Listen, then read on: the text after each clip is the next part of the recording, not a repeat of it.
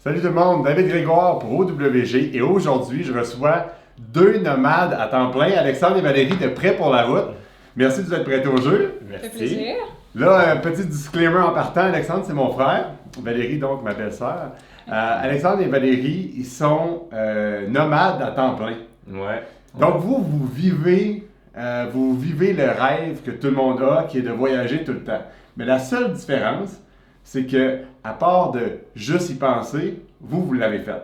Exactement. Fait que ça a été, moi je me demandais, là, parce que moi-même, quand j'ai commencé à connaître Florence, ma conjointe, on pensait partir en voyage longtemps, puis finalement, on l'a jamais fait. Fait que entre ceux qui y rêvent puis ceux qui le font, ça a été quoi le petit étincelle qui a fait que vous êtes passé à l'action puis vous l'avez fait pour vrai? Je pense que nous, premièrement, c'est qu'on était tannés de la routine. Puis ce qui nous a donné le coup de le faire, c'est de se choisir une date, en fait. En fait, c'est quand on s'est quand même donné le coup de pied au derrière un petit peu en mettant notre maison à louer. Aussitôt qu'on l'a affiché sur Kijiji, on se disait, on le fait comme, si ça marche, tant mieux, mais on l'a mis à un prix qu'on se disait, elle se louera sûrement pas à ce prix-là, puis finalement, elle s'est louée le lendemain, ça fait que là, on n'avait plus le choix de partir, puis de tout faire en fonction de la date où les locataires allaient arriver chez nous. C'est-tu comme se commettre? C'est comme ça? Parce qu'en faisant le premier geste, mais là, c'était pas juste un premier geste de genre acheter une roulotte, ou un premier geste de s'équiper en camping, ou un premier geste de réserver un camping, là, c'est vraiment... c'est de sacrifier tout ce que tu as pour atteindre ton but. Exact. Si vous l'aviez pas loué, est-ce que vous seriez parti? Je pense pas. Parce que notre projet au départ, c'est de faire... On voulait quitter pour 2 mois, faire un voyage de 2 mois, mais on se disait... qui va s'occuper de notre maison, tu sais, 2 mois, c'est quand même long à être parti. Puis ramasser 2 mois de salaire pour être capable de subvenir à tes besoins pendant que tu pars. Parce qu'à ce moment-là, mon travail se faisait pas à distance. Il a fallu que je l'adapte éventuellement pour être capable de le faire. Mais sinon, je pense pas qu'on aurait jamais été capable de prendre vraiment 2 mois complets off à pas travailler puis à voyager. Surtout que les dépenses en voyage sont souvent supérieures à quand on était à la maison. Fait que c'était obligatoire pour nous de la louer. Mais donc, vous vous êtes commis, OK, qu'il y a la différence principale entre ceux qui rêvent de faire des voyages tout le temps et ceux qui n'en font pas. Hein? Alors, puis ceux qui en font, c'est-à-dire, vous vous êtes commis, l'occasion est arrivée, vous avez sauté dedans, mais là, c'est une drogue qu'on ne peut plus arrêter de voyager à temps plein. Exact. C'est ce que j'ai compris. C'est une vraie drogue parce que puisqu'on bouge avec notre maison, on bouge dans nos affaires, ça nous permet de se réveiller à un nouvel endroit à tous les jours. Puis c'est cette nouveauté-là qui devient une drogue, dans le fond, c'est ça. Puis à chaque jour, on apprend des choses nouvelles, on découvre tout le temps quelque chose de nouveau. Puis quand on est revenu après notre première année de voyage... On retombe dans une routine, même que nos amis et nos familles ont également une routine. T'sais, on pense revenir, puis on va se créer de nouveaux moments, on va visiter notre Québec avec nos amis, familles, mais non... Ils ont leur routine, ils ont leur travail, alors que nous, on peut le faire à distance, mais pas eux. C'est drôle parce qu'on reçoit des commentaires. Les gens vous connaissent plus qu'ils me connaissent dans cette industrie-là. Daniel Remichaud qui nous salue. Faites-nous donc un petit 1 là, si vous êtes en ligne, puis vous regardez en live, puis faites un 2 si vous le regardez en rediffusion. Puis n'hésitez pas à poser des questions, on va les poser. Ça va durer un petit 15-16 minutes peut-être. Cette entrevue-là. Si vous l'écoutez en rediffusion, on va répondre aux commentaires par la suite. Oui, c'est ça. Ça vaut la peine de poser des questions. Valérie, tu soulevais un bon point. Tu disais, on voyage dans nos affaires. OK? Moi, j'ai déjà eu une employée qui était en Europe, qui travaillait pour ma compagnie à distance. Elle n'était pas dans ses affaires. Hein? Elle était dans une chambre d'hôtel ou dans une auberge de jeunesse. Est-ce que tu penses que de voyager dans ses affaires, vous voyagez en VR, est-ce que tu penses que voyager dans ses affaires, ça permet justement de pouvoir partir plus longtemps puis d'être quand même tout le temps à l'aise puis bien, ou bien vous avez très souvent le goût de vous retrouver dans un bain chaud ou dans votre lit à maison qui est ça d'épais. Est-ce que tu as le mal de ta maison ou parce que tu la promènes ta maison, tu l'as pas? Bien, c'est un peu dur à dire. Pour commencer, je pourrais dire que même si vous faites un voyage sac à dos, puis vous faites des Airbnb ou peu importe l'endroit où ce que vous dormez, si vous partez 6 mois, puis si on part 6 mois en roulotte, je pense que le désir de revenir dans une maison, un confort reste le même. Je veux dire, on le ressent en même temps. Tu vois, moi je pense que c'est moins moins pire pour nous parce que nous, on est quand même dans nos affaires. Que, imagine être dans tes bagages tout le temps, dormir dans des lits où tu dors mal. Mais c'est qu'on s'adapte à ça. Moi, je pense que je serais capable de faire une vie comme ça sans qu'on revienne, mettons, dans notre roulotte. Je serais capable de faire un 6 mois dans des chambres d'hôtel, ça me dérangerait pas. Mais c'est sûr qu'il y aurait une limite où ce que je me dirais, j'aimerais ça revenir dans mes choses à moi, puis je recommencerais tout de suite après. Tu sais, ça... Fait que toi, t'es le genre, là, quand tu s'en vas à l'hôtel, que tu prends ce qu'il y a dans ta valise, puis tu mets dans les tiroirs, Non, moi non. dans le garde-robe, là, Non. tu t'installes. Alexandre, Moi, oui. Moi, quand on était en croisière, là, pas longtemps, toutes mes affaires étaient bien rangées dans les tiroirs, ça devenait ma maison. Fait qu'on est vraiment peut-être différents pour ça.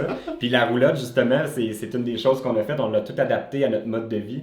Ça fait que pour moi, ben justement, je l'ai vraiment habité comme si c'était ma maison. J'ai tout placé mes affaires à leur place. Chaque objet a sa place exacte. Puis mon lit est très confortable. Ma douche, elle n'a rien à envier à n'importe quelle autre douche. Fait que je suis bien content de prendre ma douche quand même. Des fois, c'est sûr qu'il faut couper sur l'eau. Puis il y a certains petits sacrifices que quand j'ai l'eau à l'infini, je suis bien content de prendre une longue douche de 10-15 minutes. Mais c'est un petit sacrifice pour vivre une vie différente. Mais pour revenir à ton point, je pense que le fait de voyager en VR puis de se promener avec notre maison un peu partout, ça vient nous créer une sorte de sécurité. On finit notre journée puis on retourne dans nos affaires. On dirait qu'on a habité aussi un peu partout aux places qu'on a visitées. On s'est comme senti chez nous dans ces endroits-là qu'on a visités. Fait que ça a un plus. Puis nous autres, qu'on soit dans un parking entre deux vannes ou parqué sur une rue principale au milieu d'un centre-ville, quand on ferme les stores, on est comme si on était dans une maison, puis on est chez nous. Même si le matin, quand on rouvre la porte, on est dans le milieu de la rue, dans une ville quelconque qu'on connaît pas, puis ça fait bizarre, mais quand on rentre puis qu'on ferme tout, c'est notre maison. Mettons qu'on parle de voyage puis de destination, parce que avant de partir en roulotte comme ça, puis de vous commettre, puis de vous promener, d'être à 100% sur la route, vous avez fait d'autres voyages, vous êtes allé à Hawaï, vous avez fait des croisières, vous êtes allé en Jamaïque, au Mexique, à différents endroits comme ça. Le fait de partir en VR comme ça vous oblige en quelque sorte à rester Canada, États-Unis, un peu Mexique, mais en tout cas on en parlera tantôt. Est-ce que vous vous ennuyez des autres destinations? Est-ce que vous trouvez ça limitant de rester avec la culture nord-américaine où, oui, il y a des découvertes de paysages, je ne sais pas à quel point il y a des découvertes de culture, tu sais, beaucoup moins. C'est sûr que c'est quelque chose qu'on envisage éventuellement de faire des voyages à l'extérieur de l'Amérique. Pour l'instant, on est limité un peu à cause de nos chiens puis de notre mode de vie où il faut qu'on reste pour le travail entre 9 et 5, idéalement dans un fuseau horaire semblable au Québec pour ne pas se ramasser à travailler de nuit ou de soir. Ouais, en Australie, ça serait un peu l'enfer. À la limite, même en Europe, avec le décalage horaire qu'ils ont, on se ramasserait à travailler le soir. Ça fait que ça nous donnerait juste le matin pour visiter. Puis on dirait que souvent, en tout cas nous autres, on est plus des gens qui aiment visiter le soir, aller souper dans un bon resto, puis aller profiter du coucher de soleil et tout ça. On n'est pas des... moi, je suis quand même un petit peu lève-tôt, mais quand même pas tant que ça. Fait que d'être obligé de se lever pour aller visiter, on dirait que ça me dérange moins de me lever pour travailler, puis après ça de profiter quand j'ai fini le travail que l'inverse. Fait que peut-être un jour, si notre travail évolue puis qu'on est plus limité au fuseau horaire du Québec, là, peut-être qu'on pourra faire le grand saut puis aller vers l'Europe. Il y a Ginette qui demande, est-ce que vous vivez actuellement dans votre roulotte? Pas en fin de semaine parce que présentement on est chez vous, on est chez mon frère actuellement, mais sinon quand on va retourner plus tard aujourd'hui à Québec, on va être dans la roulotte, oui, on dort dans la roulotte jusqu'à temps qu'on reparte en janvier. Alors il faut savoir, pour ceux qui connaissent un peu moins Alexandre et Valérie, ils avaient une maison, ils ont acheté un VR et là ils voulaient partir en voyage. Ils ont mis leur maison à louer. Ça a été l'élément déclencheur qui leur a permis de se commettre dans le fond et de dire OK, on part vraiment en voyage. Ils ont loué leur maison 1 an. Exact. Vous êtes allé où pendant cette première année-là? On a fait l'Ouest canadien, presque tous les États-Unis au complet, puis la péninsule de Baja California au Mexique, donc la partie ouest là, du Mexique. Puis on est revenu après ça à la maison, après cette grande boucle-là. Puis là, le plan, c'était de vous établir, vous installer à la maison, les folies, c'était fini. Hein? On va prendre la vie de mon grand frère avec prendre les enfants, tout ça. Et là, finalement, on a décidé de repartir, mais de vendre la maison. Ouais. Alors là, ça, c'est se commettre quand même sérieusement. Alors, est-ce que Ginette demandait, est-ce que vous vivez dans votre roulotte actuellement? Donc là, vous vivez dans votre roulotte. Ouais, Et vous allez vivre, à la théorie, infini là, dans votre Ouais, roulotte. on là. n'a plus de, C'est ça le plan. on n'a pas de date de retour. On a justement, dernièrement, ceux qui nous suivent savent, mais on a changé de roulotte. Donc là, on est allé pour quelque chose d'un petit peu plus grand qui va nous permettre un peu plus de flexibilité, possibilité d'avoir des invités avec nous, possibilité de peut-être un jour avoir des enfants sur la route. Donc c'est dans les projets futurs. Quand vous choisissez des destinations, on va revenir au voyage. Quand vous choisissez des destinations ou quand vous vous rendez à des places auxquelles vous n'avez pas pensé parce que ça donne que, je sais pas, tu as une crevaison ou n'importe quoi, tu t'arrêtes là. Premièrement, comment tu choisis les destinations où tu vas aller? Deuxièmement, c'est quoi les premières affaires que tu vas regarder dans une destination? Tu vas dire, OK, moi, cette place-là, il y a ça que je veux voir. T'sais, est-ce que tu es un gars de musée, puis là, tu veux voir que de la culture? Es-tu un gars qui suit les spectacles de musique, puis tu dis, moi, ce que je veux, c'est les spectacles de musique, fait que là, tu vas te déplacer selon les spectacles qu'il y a. C'est quoi, donc, qui te permet de choisir une destination? Puis c'est quoi les premières affaires que tu vas regarder quand tu vas arriver à une place? Je vais répondre parce que c'est plus moi qui fais la planification habituellement des destinations qu'on va choisir. Puis c'est drôle parce que tout ce que tu as donné comme exemple, ça fait souvent partie des critères, ou du moins que je vais regarder une fois sur place parce qu'on est, on est très ouverts, Valérie et moi. On aime la musique, on aime les musées, on aime l'histoire, on aime l'art, on aime les paysages. Fait qu'on est vraiment pas difficile, on se barre pas sur rien du tout. Mais souvent, on va choisir notre destination principalement en fonction de de la météo. Donc là, par exemple, pour l'hiver, on a décidé là, cet hiver de se rendre vers la Floride vu que la température est clémente. On a déjà été dans l'ouest où c'était un petit peu plus frais, fait qu'on s'est dit que cette fois-ci, on irait vers la Floride. Puis, ben, une fois qu'on a déterminé, exemple, un secteur assez large où on va se diriger, ben là, on commence à faire les recherches, à savoir qu'est-ce qu'il y a comme parcs nationaux. C'est souvent ça qui nous intéresse le plus, les paysages, la faune, la flore dans les endroits qu'on va visiter. Puis après ça, ben, s'il y a des villes, habituellement, on capote pas sur les villes, mais on va souvent faire quand même une semaine ou quelques jours dans les villes pour voir qu'est-ce qu'il y a comme musée, qu'est-ce qu'il y a comme attraction touristique, s'il y a des spectacles ou quoi que ce soit pendant qu'on est là. On va essayer. Mais tu l'as vu hier parce que je commençais un petit peu mes réservations. Je regardais, exemple, là, on s'en va dans le coin de Cap Canaveral où il y a la NASA qui a leur centre là. Ça fait que là, hier, la première chose que j'ai faite, c'est regarder, y a-t-il des lancements de navettes pendant qu'on va être là. Et puis là, peut-être je vais adapter mon itinéraire en fonction de ça. Je sais pas s'ils vont te laisser faire voler ton drone autour de la navette. Pas sûr que c'était une bonne idée. mais non, malheureusement, il y en avait une, mais trop tôt, là, on ne sera pas rendu là. Donc, on risque pas de voir. À moins qu'il y ait des changements, je ne sais pas s'ils adaptent leur calendrier. Je vais jeter un œil là-dessus prochainement. Mais c'est quoi ta stratégie? Parce que, bon, il y a des endroits qu'on connaît. Là, à New York, on sait, bon, grosso modo, les attractions principaux. Chicago, dans les grandes villes. Mais tu vas aller sur Google, tu vas taper Top 10 Things to Do in Cap Canaveral.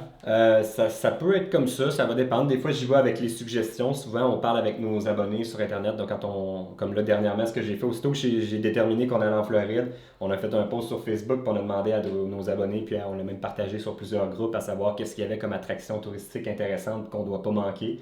Puis là, ce que je fais, c'est que je prends ma carte sur Google Maps, puis je m'ajoute des petits drapeaux un peu partout à chaque fois que j'ai une suggestion. Fait que là, après ça, ben, quand je fais mon itinéraire, je m'arrange pour essayer de passer proche de tous ces petits drapeaux-là que je me suis mis, puis idéalement, ben, je manque pas grand-chose. Puis après ça, ben, quand je suis sur place, puis que là, on a une soirée où on n'a rien à faire, là, je vais utiliser Google, puis je vais demander qu'est-ce qu'il y a à faire, top 10 things to do in peu importe la ville que je suis, ou bien des fois juste les shows and events dans la ville où je suis, puis ça va me donner des suggestions de quoi faire.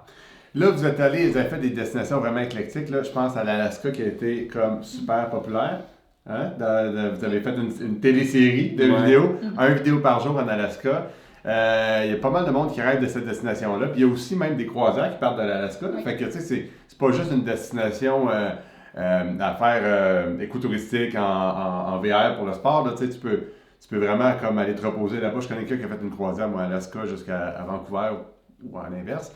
Ça serait quoi, là, disons, dans toutes vos destinations que vous avez faites, autant en avion, là, quand vous êtes allé dans les Caraïbes, qu'en Alaska, que la Baja California, que tout ça, c'est quoi les top 3 affaires, les top 3 là, que tu dis, ça, là, si vous aviez une liste des 10 affaires à faire dans votre vie, moi, les 3 là, que j'ai faites, là, c'est ça. Tu veux-tu commencer avec un? Moi, j'en ai quelques-uns en tête, là. Eh boy, je te laisse aller. C'est tellement la pire question, on se la fait toujours poser. Parce que c'est dur de répondre. Parce que toutes les choses sont différentes. Des fois, de voir un paysage, ce qui était plus grandiose que le dernier, on dirait on ne peut jamais les comparer côte à côte et dire ah ça c'était mieux que tel endroit. Ça fait qu'on dirait que des fois c'est l'expérience puis comment on l'a vécu. Moi je dirais que peut-être une des sans les mettre dans l'ordre, une des top choses à faire, c'est la route vers l'Alaska. Pas nécessairement juste l'Alaska, mais la route pour s'y rendre parce que en tant que tel, c'est une aventure de juste faire 12 jours de route à partir du Québec, puis se rendre jusqu'en Alaska, puis de voir tout ce qu'on voit sur le long de la route, les paysages, les animaux qu'on va voir partout. Se débrouiller un petit peu si t'arrive une crevaison, une panne d'essence, quoi que ce soit, il faut que tu apprennes vraiment à te débrouiller sans le réseau cellulaire, chose qu'on n'a jamais été habitué à voyager sans du réseau, puis là on était c'est vrai, ok, fait qu'il y a plusieurs zones où t'as pas de signal. Aussitôt que tu quittes la Colombie-Britannique puis l'Alberta, aussitôt que tu montes un peu dans le nord de ces provinces-là, on perd le signal, puis là on va l'avoir quelques minutes par jour, ou des fois juste si on réussit à trouver une antenne à quelque part, mais des fois le réseau peut être manquant pendant 2-3 jours, puis là faut que tu apprennes de 1 à vivre sans les médias sociaux, mais de 2 à vivre aussi, à voyager puis te débrouiller par toi-même dans des endroits que tu n'as pas de réseau. Fait que ça a l'air simple, là, mais c'est pas si simple de trouver les postes Highway, ouais. C'en est une. OK. Y en a-tu 2 autres? Moi, j'ai aimé, vraiment pas dans nos aventures de 2016, nos aventures de Prêt pour la route, mais bien avant ça, notre première fois en avion, que notre destination, c'était Hawaï. Ah oui, ça, j'avoue que ça doit être assez exceptionnel. Oui, Hawaï, c'est un autre monde. C'est un autre monde, vraiment. Les paysages, ça ressemble un petit peu à l'ouest. À ce moment-là, quand on était à Hawaï, on n'avait pas été en Californie. Ça ressemble un petit peu aux paysages qu'on a sur le bord de l'eau en Californie, mais c'est vraiment différent, c'est plus naturel, c'est plus grandiose. Exotique, ouais. On se sent vraiment dépaysé quand on arrive là-bas. Puis moi, mon troisième en égalité, j'en ai 4, mettons. Le coin de Yellowstone et Grand Teton dans le Wyoming, ça c'est vraiment une autre planète parce qu'avec les geysers, les trous d'eau chaude, les bisons partout, les grizzlies, les animaux qu'il y a partout dans ce parc-là, c'est vraiment exceptionnel. Puis tout le monde oublie de passer par Grand Teton, qui est un endroit où les paysages sont magnifiques. Puis il y a une petite ville qui est super le fun, qui est Jackson Hole juste à côté. Ça, c'est vraiment un autre de mes tops. Pas mal dans les dernières questions, là, parce que ça fait déjà 17 minutes. Mais on pourrait en parler comme on pourrait faire 10 Facebook Live. Là. Quand vous allez à une place, OK, à date, là, dans votre premier voyage, à part pour la baraque californienne au Mexique, vous êtes resté comme pas trop longtemps à chacune des places. Là, vous êtes resté en Alaska quand même quelques semaines, vous allez en Floride quelques semaines. C'est suffisant pour s'imprégner de la culture locale, puis de la vie, puis là, tu es moins pressé, puis tu peux rester plus longtemps à chacune des villes. Premièrement, qu'est-ce que vous aimez mieux? Puis deuxièmement, est-ce qu'il y a une de ces places-là que vous déménageriez là, disons, dans les prochaines années? Moi, je pense pas qu'il y aurait une place où je déménagerais là. Parce que justement, il y en a tellement à découvrir que ce serait dur de se dire qu'on se met fixe à quelque part. Puis l'autre chose aussi, c'est que nos amis, notre famille est à Québec, puis on aime bien ça revenir. Je pense pas que jamais dans notre vie, le pire, c'est quand on est parti dans notre premier voyage, on se disait ça. On se disait, on va regarder sur notre route, puis il y a peut-être un endroit où on va se dire, on vend tout ce qu'on a pour déménager ici. Puis finalement, on se rend compte qu'on serait pas capable, je pense, de vivre aussi loin que ça de nos familles sans jamais revenir, puis vraiment en ayant un point fixe à un endroit ailleurs. C'est surtout que ton frère te manque. Me manque beaucoup. mais s'il y a une place que moi j'ai vraiment aimé, que je me dis, ce que j'aimerais, c'est que si toute la famille pouvait déménager tout le monde, ça serait Colorado Springs au Colorado. Puis c'est drôle parce que c'est une ville qui ressemble beaucoup au Québec. Ils ont des grosses montagnes avec de la neige, ils ont 4 saisons comme nous autres, mais ils ont des paysages qui sont vraiment plus grandioses, puis ils sont vraiment centrales aux États-Unis. Donc quand tu pars de Colorado Springs pour aller n'importe où, tu es pratiquement au milieu des États-Unis, donc c'est le chemin le plus court pour aller à n'importe quelle destination à partir de là, parce que c'est vraiment central, parce que quand tu regardes sur la carte, le Québec est tellement en haut, à droite, complètement de l'Amérique, que quand tu veux partir de Québec, partout où tu veux aller, tu as une longue route à faire. Tandis que si on était à Colorado Springs, si tu veux aller à l'est ou à l'ouest, c'est pas mi-chemin. À part de la localisation, c'est pourquoi? Pourquoi Colorado Springs? Moi, c'est qu'on ne serait pas tant que ça dépaysé par le fait qu'ils ont les 4 saisons comme nous autres. On peut faire nos sports d'hiver. Tu cherches Beauport, mais dans le milieu. Ailleurs. Non, mais tu sais, ils ont tous les mêmes sports d'hiver qu'on a, mais ils ont aussi des super belles montagnes de luxuriantes. La végétation est vraiment exceptionnelle là-bas, mais ils ont aussi des déserts. Ils ont vraiment comme tous les climats vraiment à proximité. Fait que c'est vraiment plus diversifié que ce qu'on a ici au Québec. Mais c'est beau, c'est vraiment beau. En tout cas, vous nous avez donné le goût de partir. Il y a quelqu'un qui demandait, est-ce que ça coûte moins cher de vivre dans votre VR que si vous viviez dans votre maison? On peut faire peut-être juste une petite question là avant de terminer. Mais moi, je dis oui. Je dis oui. Ben, en fait, moi, je dis que ça va. C'est selon la façon que vous voyagez. Parce que oui, il y a moyen que ça coûte moins cher, mais il y a aussi moyen que ça coûte plus cher. Ça dépend toujours de comment vous le faites. Si vous prenez des campings qui sont très très chers ou si vous trouvez des façons de sauver, si vous voyagez à un rythme plus rapide ou moins rapide, plus vous allez voyager rapidement, plus ça coûte cher parce que plus ça coûte d'essence. Ben, tandis que si vous restez aux endroits pendant plus longtemps, souvent vous allez avoir des rabais pour rester plus longtemps dans les campings. Fait que tout est modulable selon vos besoins. Bon, ben Alexandre et Valérie, merci. Hein? Merci beaucoup. Vous nous avez donné le goût encore de partir en voyage. Merci à tout le monde d'avoir été là. Hein? Alors, vous pouvez poser vos questions puis commenter. Alexandre et Valérie vont quand même répondre dans les prochains jours. Alexandre m'a dit qu'il aimait beaucoup ça, répondre aux commentaires. Là-dessus, salut tout le monde. Bye. Bonne journée.